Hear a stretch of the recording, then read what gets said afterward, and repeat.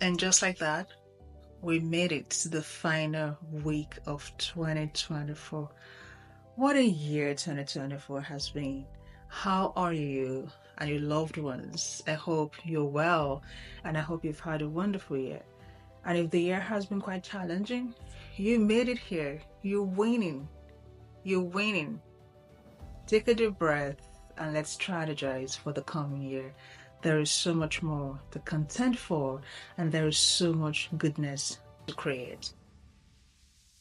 If you're new here, my name is Mokwe Fashakin, and for the final week of 2024, we want to discuss planning for success, especially in 2025.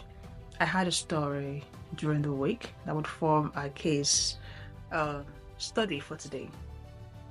There was a young man who has been waiting 3 years to get a job. Of course, when people apply, getting a job is pretty challenging, mentally tasking, psychological warfare, emotional warfare, financially exhausting because expenses and adulthood does not stop because you don't have a means of income. You still have to find a way to keep life going. And God bless you don't have supportive friends or family that you could lean on. It really is exhausting to be in that space. So just imagine getting an invitation for an interview after a long time. This young man had an interview slated for 10 a.m. At 9:50 a.m., the interviewer emailed him asking him to join the call. And he attempted to join the call from his phone, and somehow the phone began to mess up. He couldn't join the interview call. Somehow the interviewer was just kind and kept waiting on him, trying to understand the predicament, but the interview could not hold. I think they waited for about 30 minutes thereabout before the interview was suspended. That's not a good story. A couple of things went wrong there. One, when you have an interview, you want to join the call minimum 15 minutes before the interview. You know, many companies use Zoom and Microsoft Teams, and you know how those things could suggest an update just when you need to join the call. So you want to join the call 15 minutes earlier just to be sure there is no need for an impromptu update on your software. You want to test your microphones, you want to test your camera, and be sure your settings wouldn't make you panic. An interview environment is a panicky space for many people.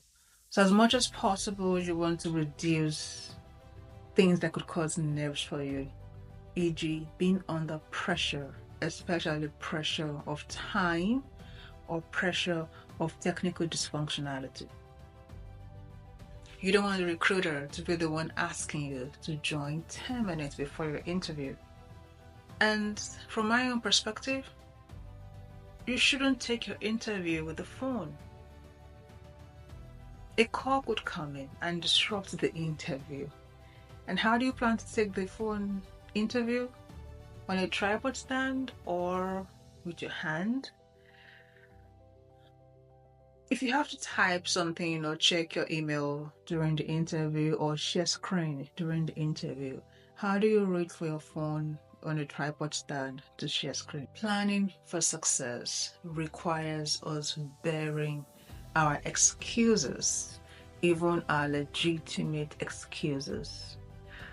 Sometimes excuses are very comfortable. We want to cuddle them. We don't want to let them go. But they could just be the weights that easily entangle us and prevent us from attaining success.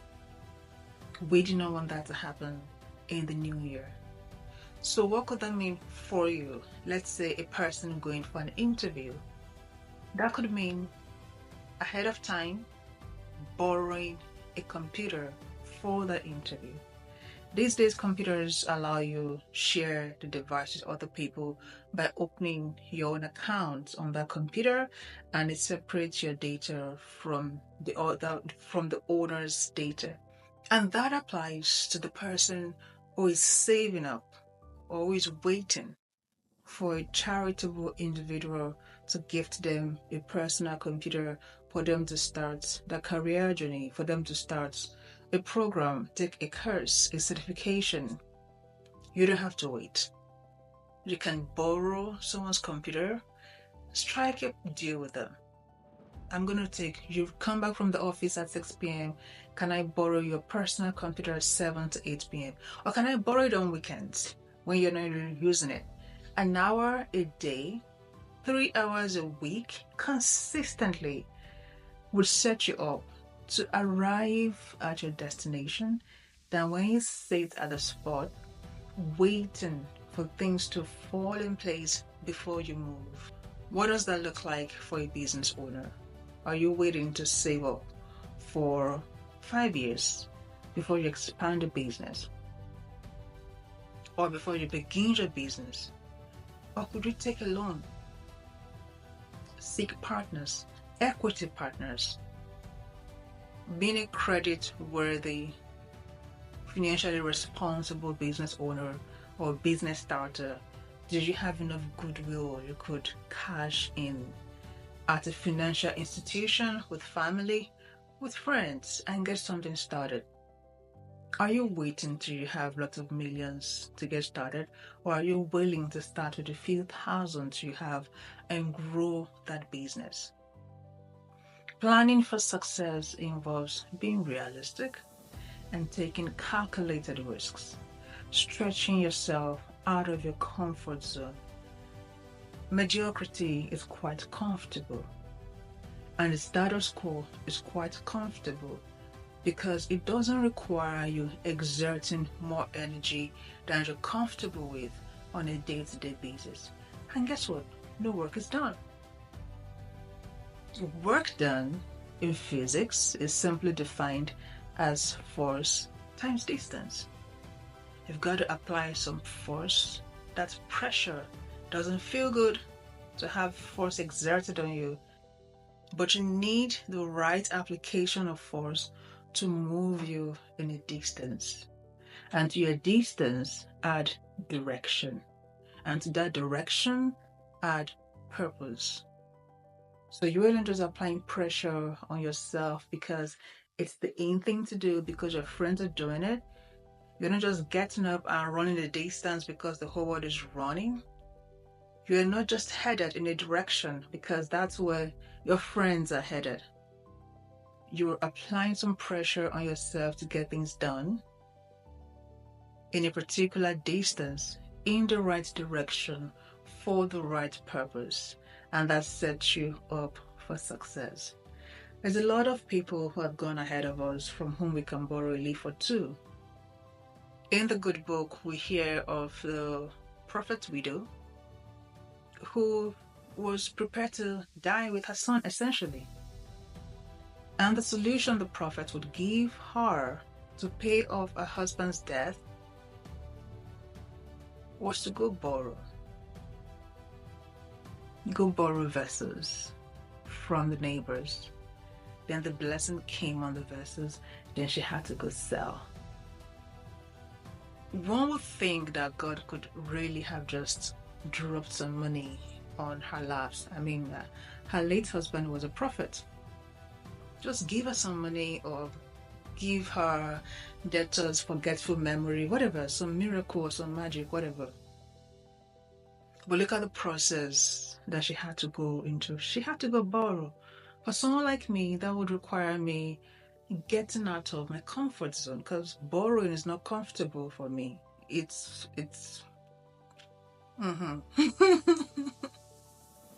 easier for me to go borrow from the bank than borrow from people because I feel kind of shy asking people to loan me certain things. Sometimes there's the fear of rejection and there's the concern of not being a pest to them or being you don't know what their plans are. They might not want to say no to you when they need to say no, but because they want to preserve friendships with you, they'd say some uncomfortable yes, all sort of permutations and combinations run in your head and cripple you from taking steps. But she had to go borrow. So if she was someone like me who wasn't comfortable with borrowing, that was the first step of her stepping towards success, getting out of her personal limitations, things that constricted her and limited her where she was.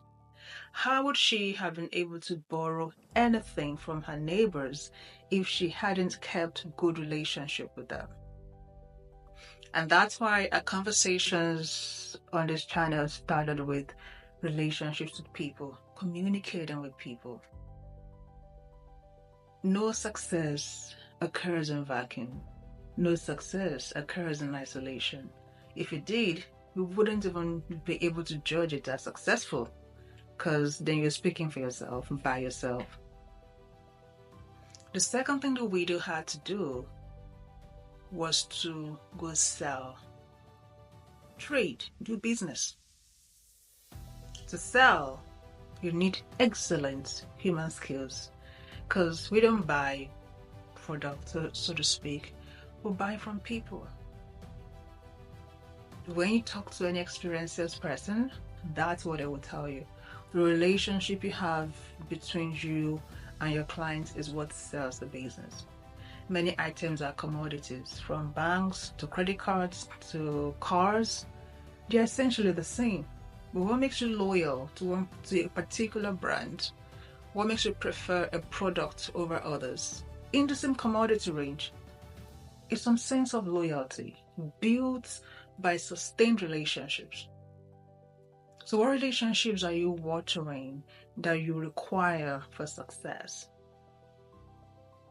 You need to sell to people, to be mindful of how you treat people. Selling tangible products, services, ideas. Nurture those relationships that are critical for success. And here is the interesting thing. You hardly know which relationships are critical for your success. So you should approach each relationship circumspectly, honoring and dignifying the people you're interacting with. Third, she had to go pay the debts herself. I came across a very funny story just some days ago, and it was he read like comedy, but unfortunately it was true. Somebody needed a huge sum of money to start a business, and he's been bugging his friend for a very long time. And the friend just kept saying, "Hey, I cannot afford to give you all of this.